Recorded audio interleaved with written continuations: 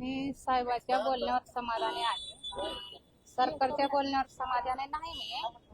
आणि कोर्ट जे निर्णय देईल ते त्याच्यावरती मी समाधानी आहे. पण कोर्टाने तुमची याचिका दाखल करून घेतली हा चांगला विषय.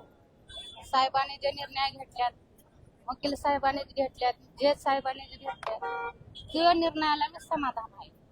आणि जोपर्यंत माझा सरकारने ते आरोपीला मोकळं सोडले, त्या आरोपीला लवकरात लवकर तात्काळ ते धरत नाही, त्यांना अटक करत नाही, मग ह्याच्यामध्ये काही अडचण ते आता काहीतरी अडचण आहे ह्याच्यामध्ये. आई तुम्हाला याचिका वाचून दाखवली असेल, तुमचं काय म्हणणं आहे नेमकं कोर्टासमोर? तुम्ही याचिका करते तुम्हाला सांगता येईल?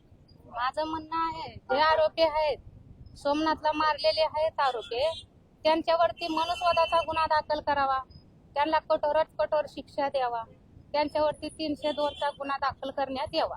आणि जे कोर्ट निर्णय घेईल तोच खरा आहे. आणि मी कोर्टाच्याच निर्णयावर आणि वकील साहेबाच्या आणि प्रकाश साहेब आंबेडकर साहेबांनी हे जे निर्णय घेतात त्याच्यावरच मी समाधान आहे. आभार मानतात ते स्वतः उभा राहिले त्याबद्दल. हो, मी आभारी आहे, मानते साहेबाचे, आंबेडकर साहेबांचे आभारी आहे.